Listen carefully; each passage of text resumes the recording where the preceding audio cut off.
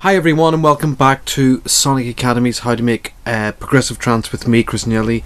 In this last part we're going to create some fills, so we're going to bounce some tracks in place and go in, edit them, chop them up a little bit, reverse, just to get a nicer fill.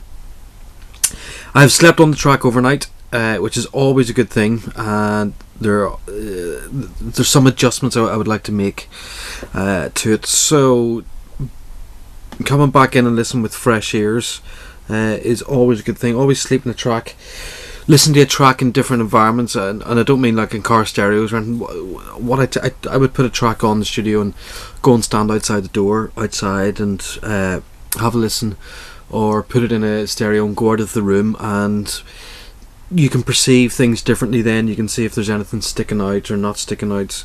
By all means, listen in car stereos stuff. I was never a fan of listening to stuff on car stereos. I don't know, it just never sounded particularly useful or handy. So coming back in, you immediately can hear things. What I can hear, the bass when it kicks in is very flat.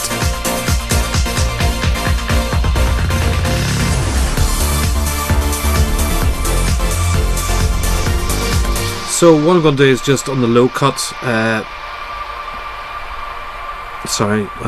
make that 0. I'm just going to low cut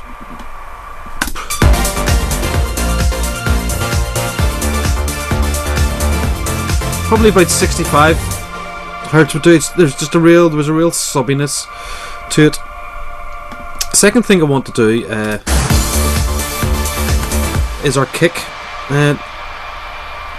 It's quite noticeably low and not very prominent in the mix. So again, I want to have a look at that and maybe adjust the compression a little bit.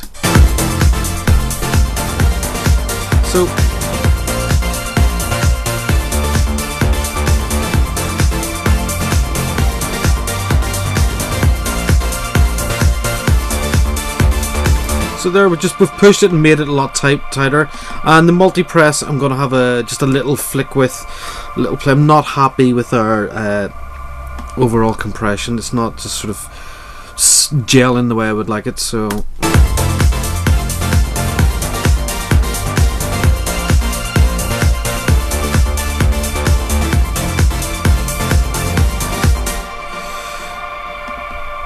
and what I'm actually going to do, guys, is go into your mixer, go to your output, and I'm going to insert a utility gain and use the grab tool, and I'm going to put it up before everything. Because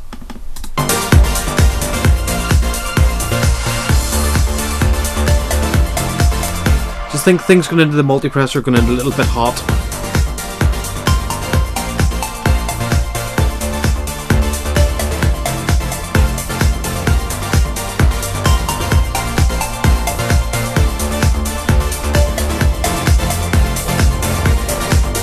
So you can hear a little bit of distortion.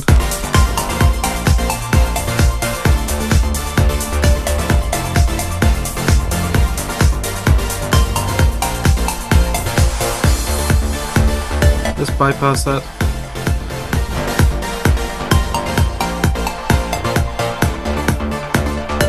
So maybe just pull the out of this. You can see we're just. So let's go back to a relatively busy area.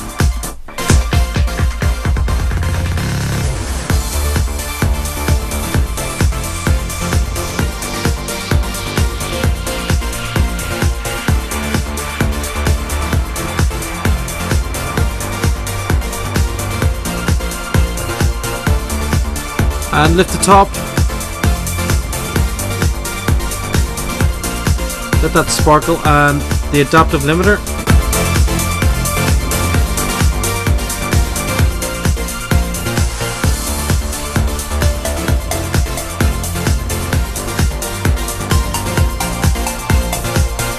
So again, just be very careful of this adaptive limiter. I'm not convinced. Sometimes I find and really sort of heavy tracks that it can really destroy a mix. I've done a few mix compilations in the early days, and I put adaptive limiters over them, and they always seem to add a little bit of distortion to the bottom end. So just be careful.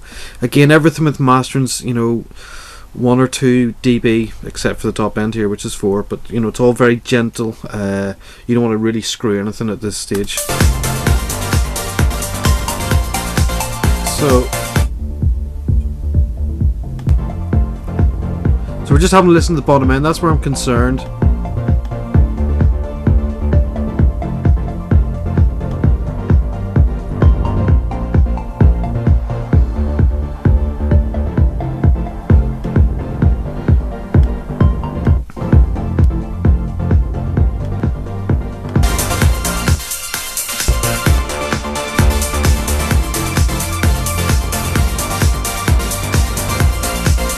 I think top end's actually just a little bit bright.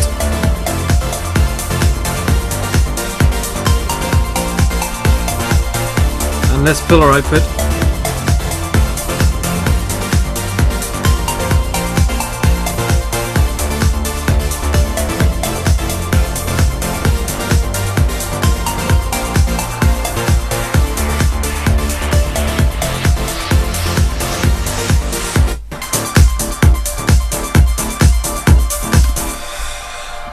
So we're close enough. You know, I would genuinely spend a lot more time mixing down stuff, but it's constantly just tweaking, going in and listening to things.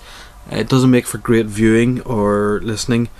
What I think is more important is we get on to the bounce in place, which we're going to do definitely in the next video.